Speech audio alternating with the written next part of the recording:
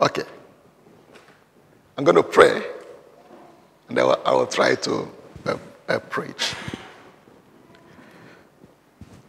Heavenly Father, we thank you for your faithfulness. Thank you for your mercies. Thank you for your love. Thank you, Father, for what you're doing in Peniel. Thank you for how far you brought us, how you've been with us. Lord, as we come to your word this morning, I will ask that by your Spirit you will speak to us. Would you bless every hearer today? Open hearts to receive from you. Lord, speak through me. May only your word comfort. May your word bring comfort and bring wholeness and bring strength and bring encouragement. We thank you, Lord. And all God's people said, Amen. Last week, I spoke to you about the making of champions. I didn't plan a series or anything, but it just happened that after speaking about it, I said, okay, I just couldn't move away from it. I was talking about the making of a champion. It just a thought that I read these men, David's mighty men, a great men, and people did extraordinary things. And I look back that these men, they didn't just appear. They were ordinary men with issues. Ordinary men with baggages. Ordinary men who were distressed, who were in debt, who were discontented with life. And these men went on a journey and became mighty men recorded in history. I made the case that God is able to take ordinary people like you and I, broken, hurting, confused, forgotten, despised. God is able to pick from the rubbles of despair, from the rubbles of death, from the rubbles of confusion, from the rubbles of forgetfulness, where you're forgotten and silenced. God is able to bring us from that rubbles and bring something beautiful. It turns out that nobody, no one, no state we are is too bad for God to fix. I mean, if I were you, I would be excited about this God. That he looks at you, he says, it doesn't matter where you are. He don't say, he never said this one is a lost case. He don't say, oh, you came too late. I can't do anything about this one. You know, sometimes we went to go to the hospital, and the doctor said, no, if you had come, if we have caught it early, maybe we'll have done something about it. Not so with God. This is our God. That's why Ephesians 2:10 says, for we are his workmanship. His workmanship, created in Christ Jesus for good works, which God ordained before time that we should walk in it. In essence, that we are God's work of art. That means he's crafting us. He's fashioning us for greatness. He's fashioning us for beauty. He's fashioning us. So you are not finished article yet. If you don't like where you are, it's okay. But don't be content with that, because God is working in you to bring something beautiful, something that will be for good works. And so we said that God is able to take us on this journey and make us mighty champions. So that's why I spoke about we said that these champions are these people. There are three things help them on this journey. The first of all, we looked at passion, purpose, and preparation as essentials in the making of champions. That for you to be what God wants you to be, there has to be a passion that comes with a discontent of where you are, and a hunger for where you could be. And then you discover who you're made. You discover who you're made and what you're designed to be. And then there's a process of preparation that brings us to that. So I couldn't move on from that. So today I want to speak to you about the strength of champions. So let me just stop. Okay. Talk about the strength of champions. I wanted to call this Making of Champions Part 2. And I just said, so there will be no confusion. I called it different. You can give it your own title. It doesn't matter. Just hear what I want to say, what I feel God is put in my heart. It's a very simple message I want to bring to you. I just want to build on what we discussed last week. How do you find the spiritual, the mental, the moral power or courage or authority to keep going in the face of struggles? How do you keep going on when things are being thrown in your way? When things are not going the way you want it to go? This is what I want to look at today. And the passage that was read to you from Nehemiah. Nehemiah is, we'll be talking different champions in the Bible, but Nehemiah is kind of where we're focusing today. That the life of Nehemiah was a great example of how to find strength to move forward in the face of opposition.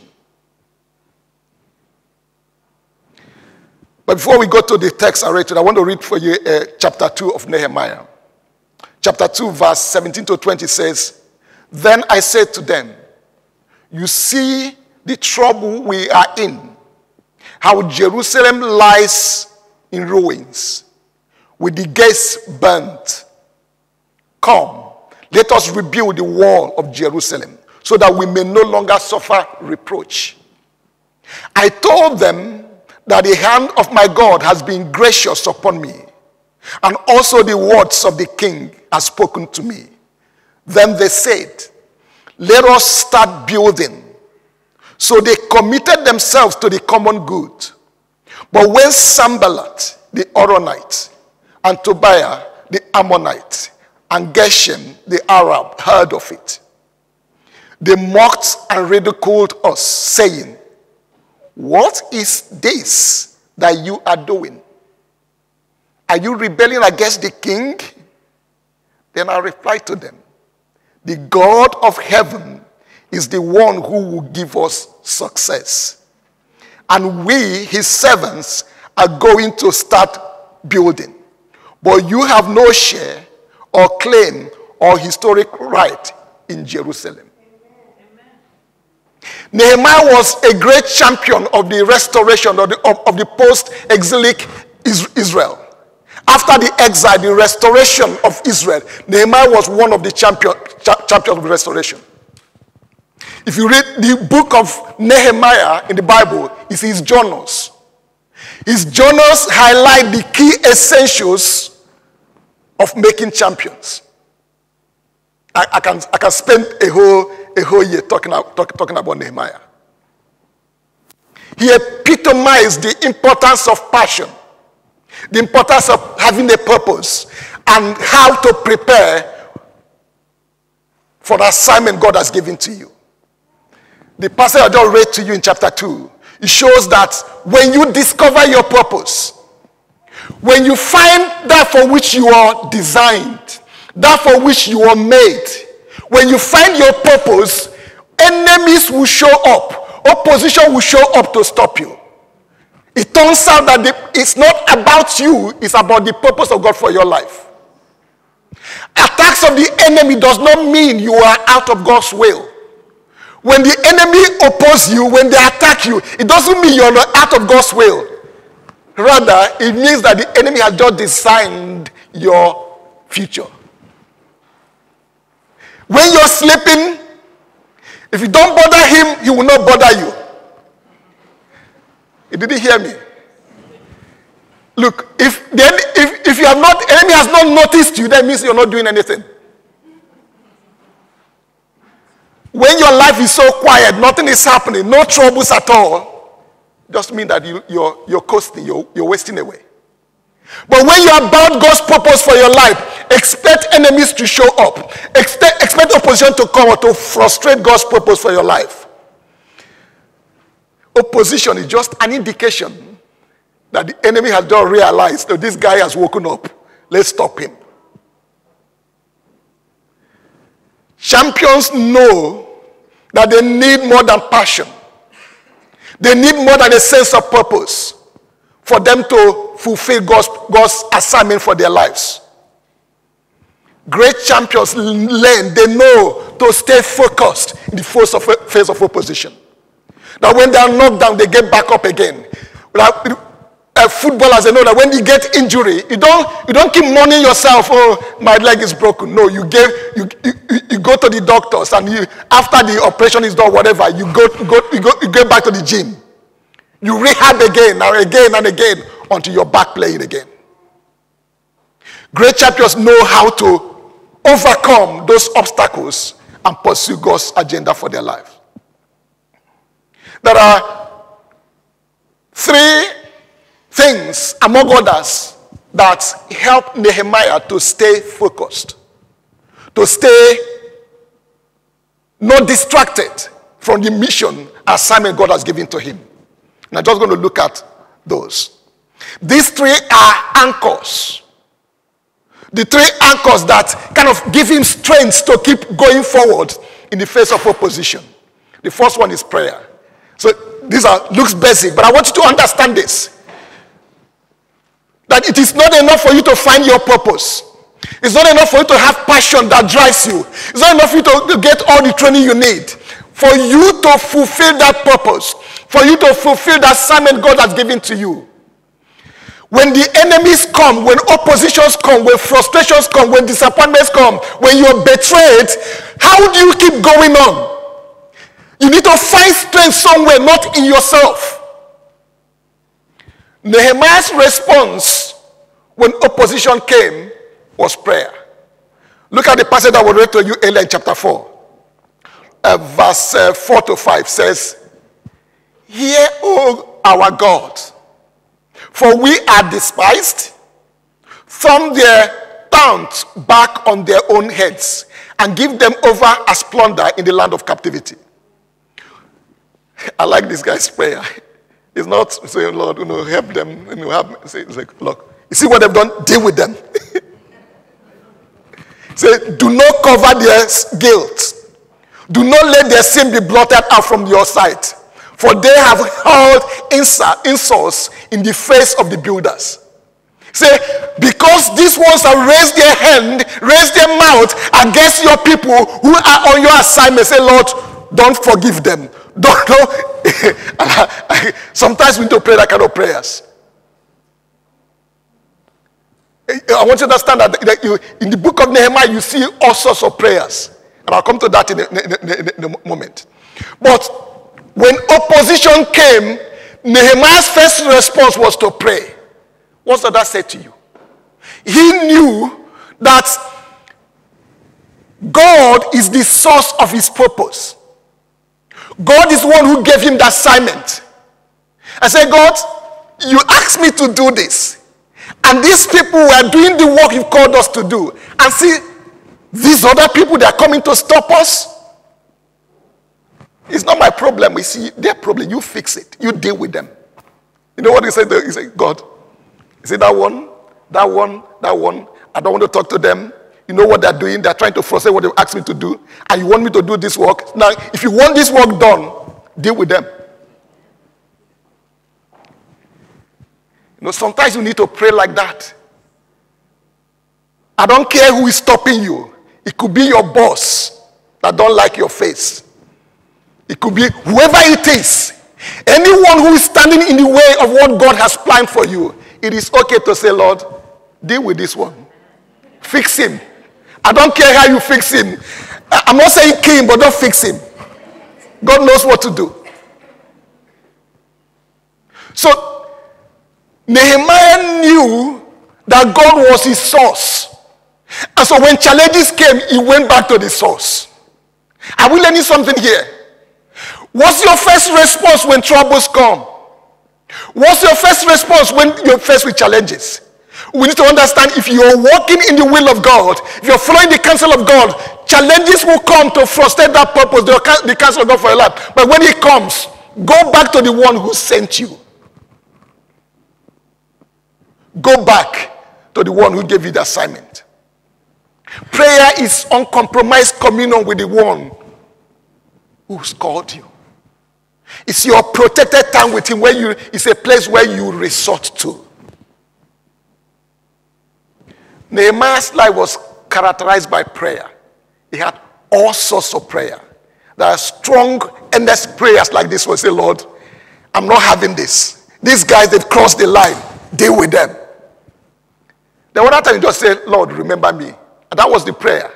You see that a lot in the book. And the one he called, so there are moments of short bursts of prayer, the moment of strong, earnest prayer, the moment of intercessions, the moment of personal prayers, also a moment of corporate prayer where you call the whole people to pray. So all sorts of prayer. The point I'm making is this, that for us to fulfill our assignment, prayer is where we find our strength.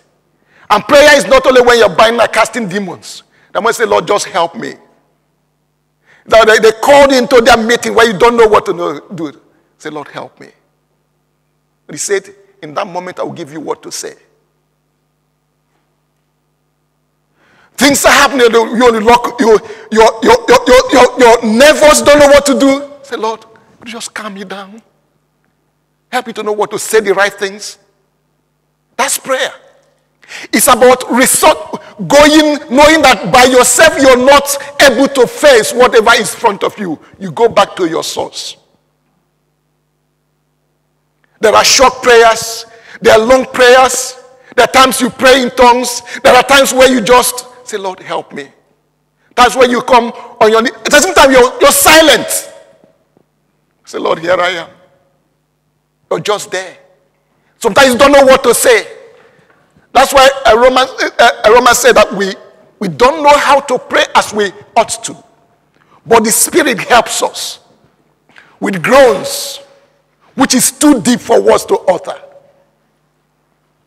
So you learn to go back to your source with all manner of prayer. Prayer shows dependence. It shows that you're dependent on the one who called you. You're dependent on your source, the one who gave you the assignment. Prayer represents dependence on God. Your assignment is always bigger than you. Look, if God has given you an assignment, if given you a purpose, you're not supposed to do it by yourself. It's always bigger than you. It's bigger than your understanding. It's bigger than your skills. It's bigger than not your connections. So you have to learn to go to depend on the one who called you. That's why when God asks you to do something, don't say, oh, I can't do this. Because he knows you can't do it. And he's wanting you to depend on him. Prayer shows dependence on God. That's why Psalm 20 verse 7 to 8 says, some trust in chariots and some in horses, but we remember the name of the Lord our God. Say, they bow down and falling, but we rise and stand upright. That those who learn to depend on God, they will always be upright. When those who are trusting in their resources, trusting in their strength, in their connections, in their knowledge, in their whatever gift they have, those who trust, a time comes when they will fall down, but those who trust in the Lord, who lean on him, who depend on him, who are resting on him, who are holding on to him, they will keep standing in the face of opposition. Prayer becomes, for the one who is dependent on God, becomes a time of refreshing. When they hit you, you come there, you stay there, and you're renewed again. You're refreshed again. It's where you find strength, new strength to go again. Where you find new energy, new momentum. You know, when they're hitting you, they are pulling you down. They're pulling you down. What you need to do to go back to God. And that's like the battery is recharged. And when you come, the power you have, your battery is fully charged. All the resistance are broken. You not understand what I'm trying to say. That for you to keep going, you need to keep going back to your source. Stay plugged to your source. Prayer is dependence, but also it is a way of finding direction. When you lose touch with your source, you're most certainly going to miss the way. Demands, pressures will lead to distractions. And distractions will lead to failure. When God gives you an assignment, demands of that assignment The pressures of that assignment will create distractions. And distraction will cause you to fail. So you learn to, prayer helps you to stay focused on God so that you don't lose direction. The enemy's plan is always to stop God's assignment for your life. He will use different things to distract you. He will use situations, he will use people, even well-meaning people, to distract you from your focus. But prayer helps you to stay focused on God, to find direction. David knew how to find direction. When they said the Philistines have come to attack you, he said, God, should I go? He didn't just say, we have the resources, we have the men, let's go. No, he said, should I go? And there was one particular instance they said, oh, should I go after these people? And God said, go. And he told these guys, okay, let's go. I said, they said to him, are you sure? They were just about to kill us there the other day. And he was like doubting what God said. He went back to God again and said, God, should we go? And God said, go. So I read this life of David. He never went to any battle without asking God for direction. Nehemiah here, he kept asking God. Prayer helps us to find direction. But also, it helps us to find depth. Depth.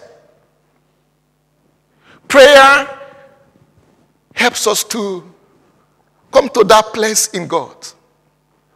For me, this is my favorite thought on prayer, that greater intimacy with God is the highest reward of prayer. It's not necessarily that your prayer is answered and you got that miracle. No, but you come to a level of depth with God. A level of intimacy with God. Prayer deepens your understanding of God. And God is calling us to something deeper, to a deeper place. God doesn't like platonic kind of relationship or tepid relationship. You know what I mean, a tepid relationship? Just ish. He wants something deeper. He's calling us deeper. Prayer helps us to get deeper with God. There's a quote by E.M. Bounds, one of my favorites on prayer. He said, honesty, gravity, integrity, and weight in character are the natural and essential fruits of prayer. That prayer takes us deeper. It brings us to a place that honesty, gravity, integrity, and weight in character are the natural and essential fruits of prayer. I'll show an example in the Bible, in Acts chapter 27, when Paul had the shipwreck. They were going for 21 days, no food. Paul comes to them and says, I urge you. Acts 27 verse 22 to 24. Say, I urge you now to keep up your courage, for there will be no loss of life among you, but only the ship. For last night there stood by me an angel of God, to whom I belong and whom I worship. And he said, do not be afraid, Paul. You must stand before the emperor. And indeed, God has granted safety to all those who are sailing with you. See, in the face of shipwreck, this guy in prayer, God speaks to him. And there's a depth of assurance that comes through prayer. If we're going to find strength to forge ahead in the face of opposition to fulfill what God has called us to do, we need prayer. We need to have constant prayer with God, not just having 7 days of prayer or 1 week or 3 days of praying. It's those continuous bursts of prayer, ongoing. It's become a lifestyle. There we find strength because it shows we're dependent on God, shows we find direction and clarity, but also it brings us deeper with God. Second thing that was a source of strength for Nehemiah was persistence. Look at verse 6 of chapter 4 that was read to you. Nehemiah chapter 4 verse 6. So we rebuilt the wall and all the walls was joined together to have its height. For the people had a mind to walk. Understand the context. They started the work, opposition came, everything was thrown at them to stop them, but they say, but we rebuilt the wall. In the face of the obstacles, in the face of the opposition, they forged ahead. They were not deterred. They were not stopped. Nothing could stop them because they were there. This is called persistence. Persistence is tenacity. It's being unrelenting. It's to, when you, and I have to describe this. If you get a ball and throw it, the ball will keep rolling. You've given it energy. But the point comes where that energy you gave that ball will be exhausted and it will stop. Persistence is being able to continue going even when the effect is removed. You come to church and you have a wonderful time in God's presence, and then you encounter God, and then you're all excited on Monday. By Tuesday, you've forgotten that you went to church on Sunday. Persistence is being able to continue like that in next Sunday without relenting. Persistence is important if you're going to find strength to go all the way. It is the enduring power, the ability to last longer. Persistence is only possible with purpose. If you don't have a purpose, you cannot persist. If you don't have a sense of call to do something, if you don't have a sense of assignment, and I say, no, it doesn't bother me, you give up. But if you know that this is your life, last week I said, look, you find your purpose when you find something to die for, not something to make a living.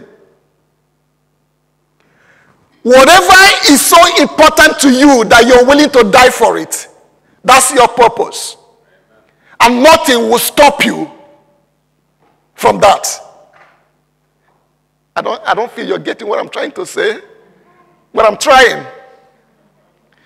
That when you find something for which your life is about, nothing will stop you. Nothing will stop you. You give up so easily because you don't know what you're doing. You give up so easily because you don't believe in what you're doing. If you believe that what you're doing is what God has called you to do, nothing will stop you. No devil created, existing, can stop you. No man can stop you. Why? Because the one who sent you, the one who gave you that purpose is bigger and greater than all. And you're able to persevere because you know the one who sent you. Persistence is possible with purpose. But without persistence, you cannot fulfill your purpose. Because you can't live a life of purpose if you're not willing to persist. Am I confusing you? No, I don't think I am. I'm saying that, look, for you to persist, you have to have a purpose. But without persistence, your purpose is useless. Because your purpose will be confronted. And the enemy will attack your purpose. Let me say this. You have no right. I want everybody to look at me. You have no right to be less than you are created to be. You have no right to be less than God designed you to be. Don't let anybody put you in a box. Don't let your family put you in a box. Don't let your circumstances put you in a box. You have no right to be less than God has designed you to be.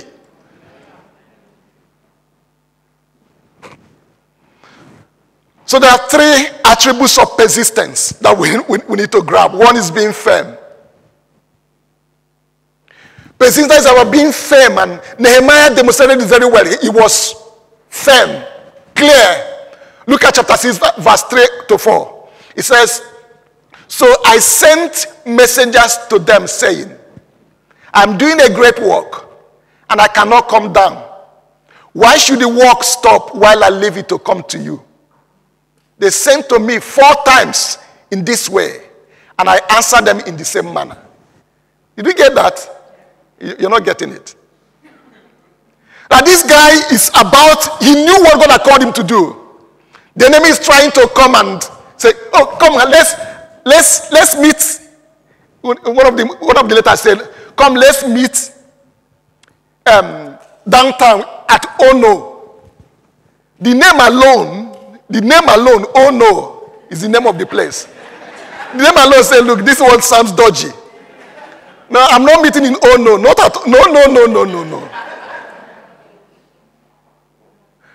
Guys, I'm telling you, this is what I'm living. I'm learning to persist. I'm learning because I know what God has called me to do. And nothing will stop me.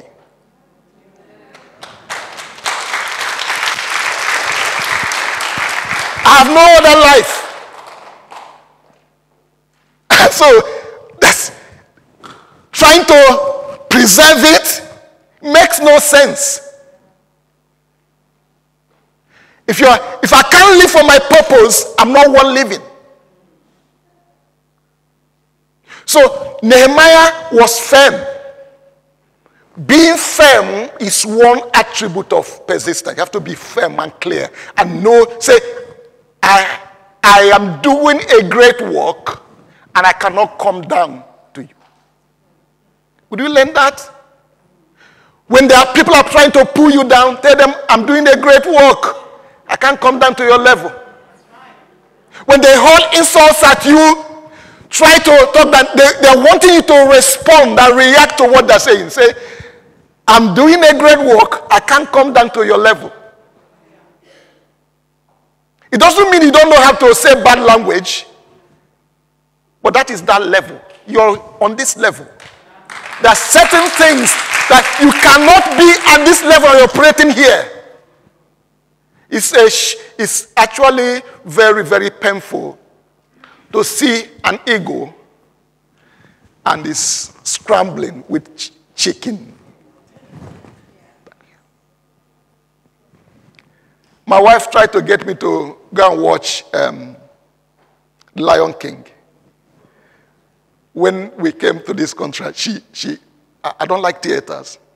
She bought the ticket for Lion King, but I didn't go.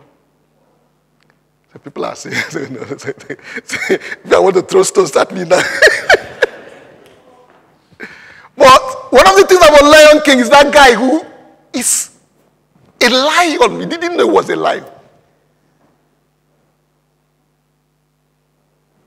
Don't let that be you. So being firm. Second attribute of persistence is being a fighter. There are times when it is okay to fight. Are you hearing me? And I will explain that in a moment. There are times it's okay to fight. Great champions are great fighters. You cannot be a champion if you're willing to fight. Did you hear me? You tell me any champion you know. Anthony Joshua just got beaten the life because he couldn't fight.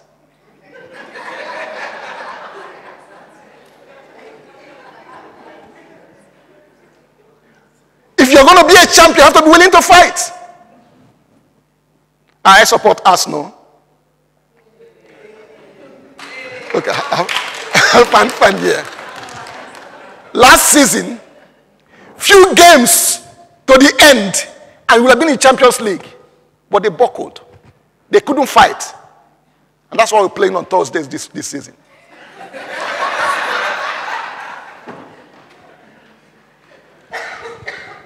You have to be willing to fight. The size of your enemy determines the size of your reward. The bigger they come, the bigger your reward. It doesn't matter who they are, the more the problem, when you overcome, your reward is higher. You don't understand what I'm saying? David was a shepherd boy. He came to bring supplies to his brothers when Goliath showed up. Goliath was the height of enemies. Everybody ran away. He took on Goliath. And from being a shepherd boy that day, he became a champion. You don't understand what I'm saying. You have to be willing to fight. When you know your purpose and what God has called you to do. When God has given you something, it could be your family, it could be your marriage, it could be your job. Whatever it is, you know, this is what God put me here. God gave me this. Whatever stands in the way, be willing to fight. If you can't fight, you're not going to become a champion. You're not going to win. No doesn't mean never. It means wait for the one who is willing to persist. When they say no to you, it doesn't mean never. If you're willing to persist, it means wait. And I can tell you, I'm going to wait. Champions know how to wear life out. You know what I mean by that? You know, they know how to wear life out. That means that, look, it doesn't matter what they throw at them, they will stay there until life is tired and they give them what they want. Don't expect life to be fair to you. I've heard that a lot of times. It's not fair. It's not fair. After all I've done, it's not fair. Life is not fair. It's not fair to you. It has not been fair to anybody. It's not fair to me. Bad things happen to good people. Life is not fair. But you have to be able to fight. Somebody said it clearly that, you will never outgrow warfare. You just have to learn how to fight. That things will keep coming. You just have to learn how to keep fighting. Life may be holding to what belongs to you. And you hold on to it until it's convinced that you need it before it releases it to you.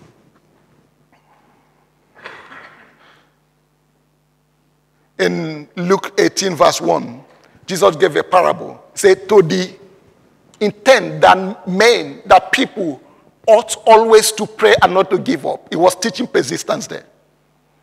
In Hebrews 6:12, the writer says there, so that you may not become sluggish, but imitators of those who through faith and patience inherit the promise.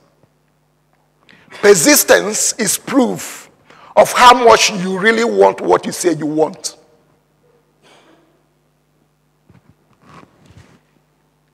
Say, do you want this? He said, yes. So no, I'm not giving it to you. He said, okay now. It means you don't want it. Look, hear me. Life don't give you what you need. You have to want it enough and take it. You have no right to anything you have not pursued. You have no right to anything you have not actually fought for. It doesn't mean you have to fight for anything for it to come to you. Some things are given to you graciously. But I'm saying that if you want something, you have to go for it. You have to.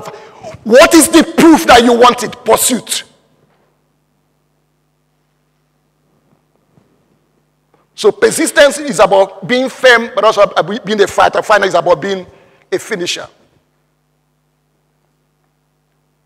You don't get crowned a champion for starting something. You must finish to be crowned.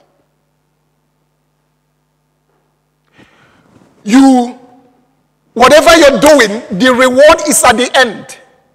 Otherwise, they will have given the medal at the starting line.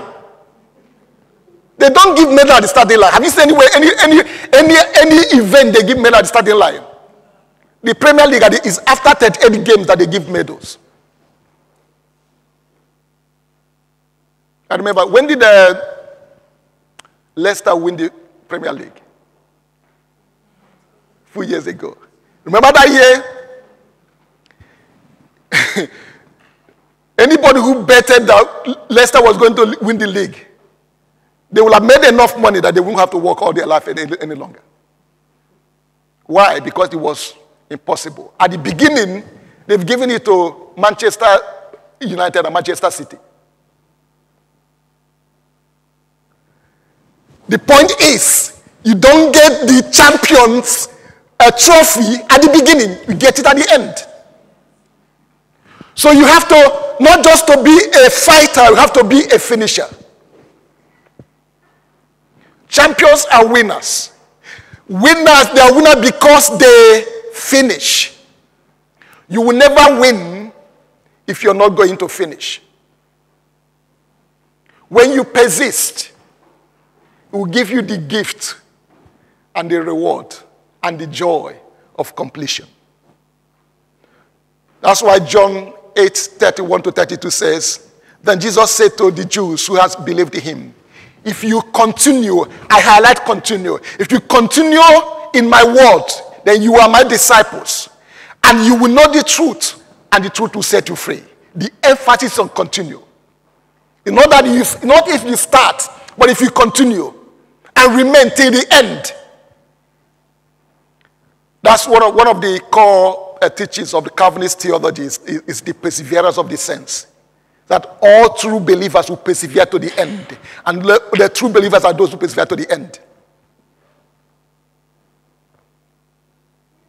So I'm saying that for you that prayer and persistence provide the strength to stay focused on the assignment in the face of opposition. But thirdly, people. That's my last point today. People.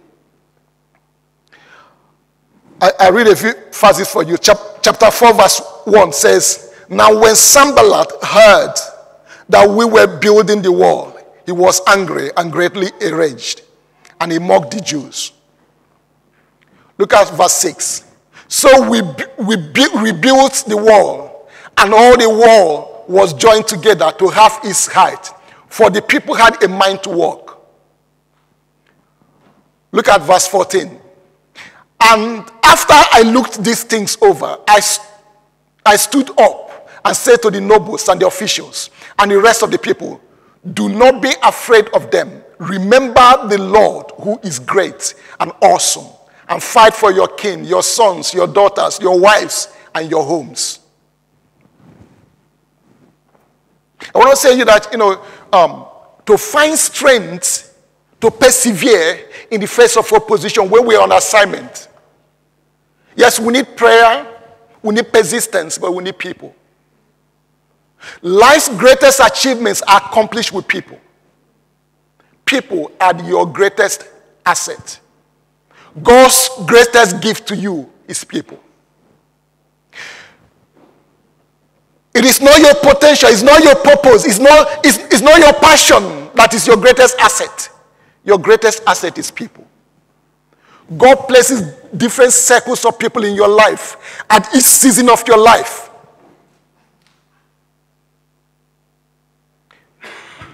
It is your job to discern who God has put in your life in this season. Somebody said there are broadly two kinds of people. There are the dream killers and the dream fertilizers.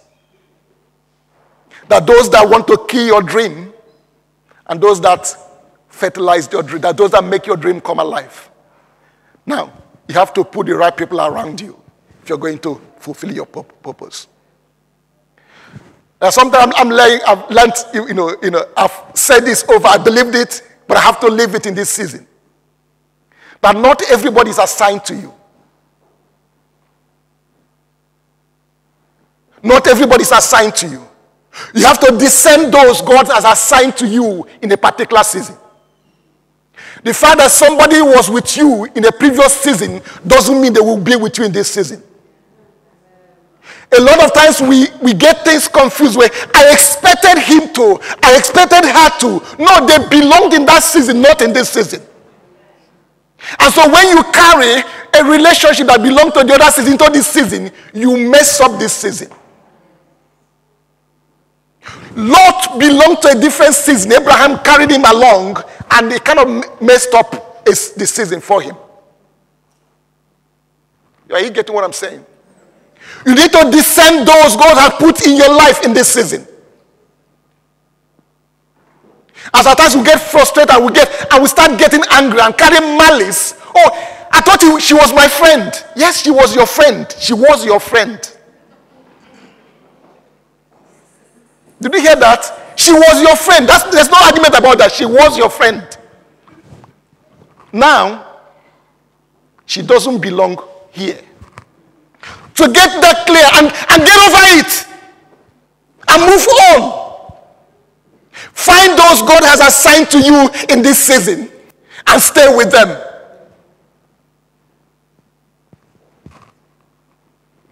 When you discover those God has assigned to you, you have to trust them. You have to celebrate them. You're not hearing me. You have to trust them. You have to celebrate them. Your refusal to trust the right people God has put in your life now will cost you more than the mistake of trusting the wrong people in the past. Because okay, you trusted people and then you were hurt, and because of that, you don't want to trust again. What you're going to lose for not trusting now will be more than what you lost trusting the wrong people in the past. Are you getting what I'm saying? So you need to discern whom God has assigned to you. You have to trust them. You have to celebrate them. Nehemiah needed people to accomplish what God has called him to do. People speak of relationships. And there are different relationships that every champion needs. Paul highlighted this so well in 2 Timothy. I read 2 Timothy chapter 4, verse 9 to 12. He said, he was writing to Timothy, he said, do your best to come to me soon. For Demas, in love with this present world, has deserted me and gone to Thessalonica. Crescens has gone to Galatia. Titus to Dalmatia. Only Luke is with me. Get Mark and bring him with you, for he is useful in my ministry. I have sent Tychicus to Ephesus. And then all my Greek friends are they're laughing at me and pronouncing these names. See, Paul mentioning different names and what they meant to him in his life. What he's saying, look, what God has called me to do, I can't do it alone. There are people going to call me alongside me to do it. He's saying to Timothy, do your best to come to me because I can't go further without you. So I'll just close because I'm just aware of time now. There are 3 relationships that are crucial. I'm not going to develop them, I just want to mention them. 3 relationships that are crucial for you in any particular season. 1, you need mentors. Mentors are teachers. A mentor is an older or more experienced person who gives a younger or less experienced person help or advice over a period of time. He is an experienced or she is an experienced, a trusted advisor. He shares information about a path and provides guidance. He provides motivation. He provides emotional support. He provides modeling. He models the way for you. That's a mentor. A mentor brings to the table knowledge, experience, wisdom to help create a change in the protege. Your mentor is not your friend. Your mentor is not your friend. He's your mentor. He loves you so much to leave you the way you are. Your friend just liked you the way you are. He's not a person who gives you advice, but the one whose advice you follow. It is not for the mentor to go pursue the protege. It is the protege who pursues the mentor. Someone said that the passion of the protege is measured by the pursuit of the mentor. So you need a mentor. I'll give you examples. Moses was a mentor to Joshua. Samuel was a mentor to David. Elijah was a mentor to Elisha.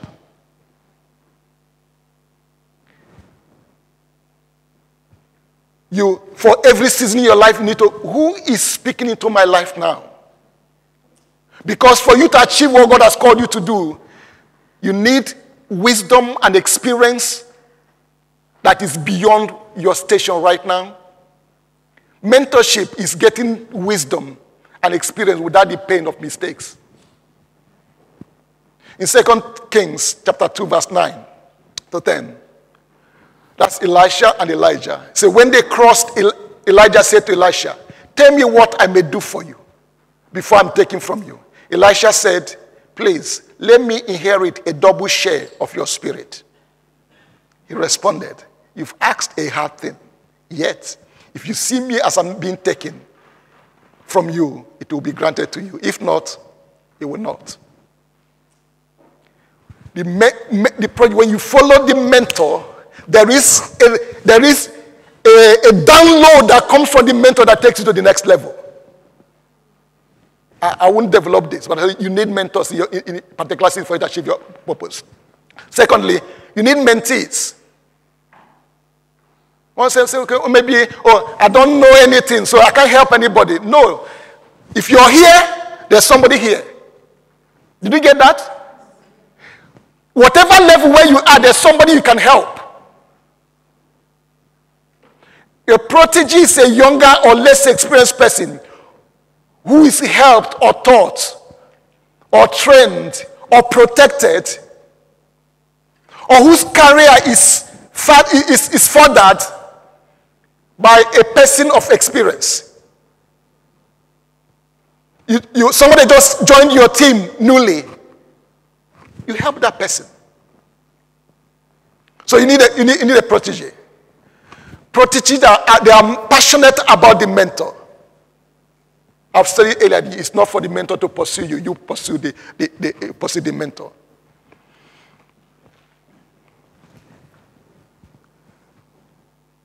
Note that there's a difference between the protege and the parasite.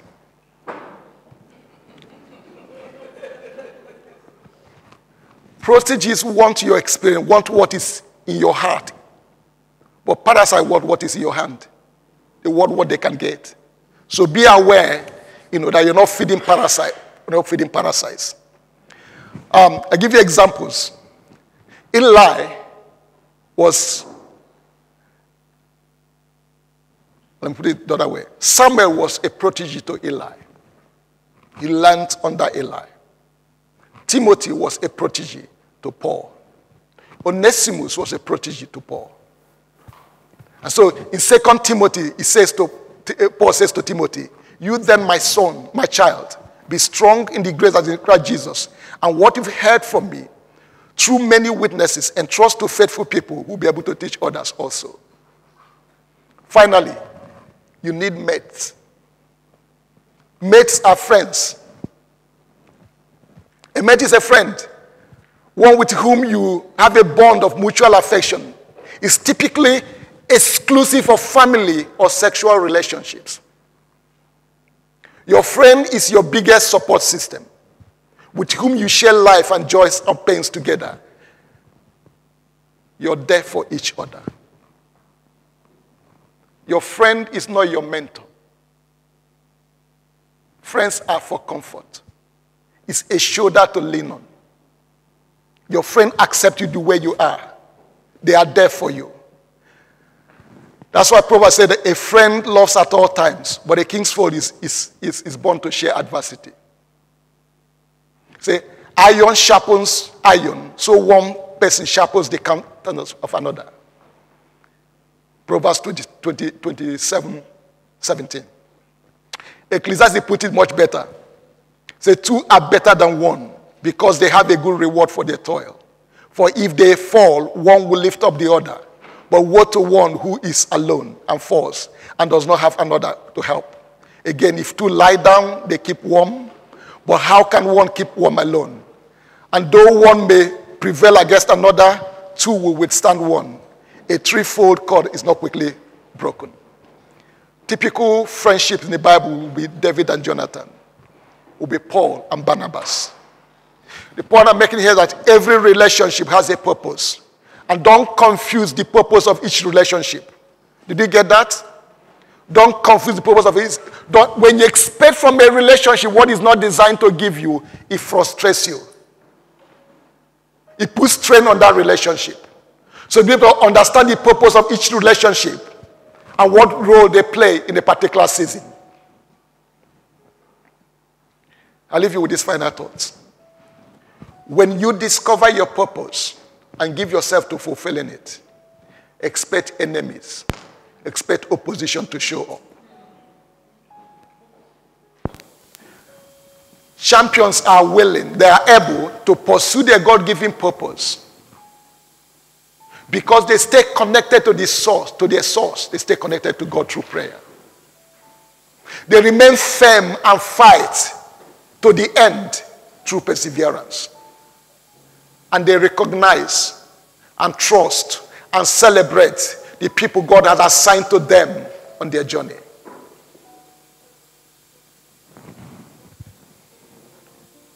Paul says in Romans, love one another with mutual affection. Outdo one another in showing honor. Do not lack in zeal. Be ardent in spirit. Serve the Lord. Rejoice in hope. Be patient in suffering. Persevere in prayer. And we're excited about the call to be champions.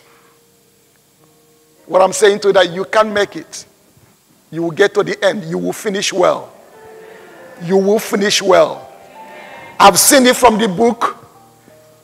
I've seen it from the book. I believe it. I'm not telling you what is in my head. I'm believing what I believe in my heart. I'm walking through what I'm sharing with you. Could you stand?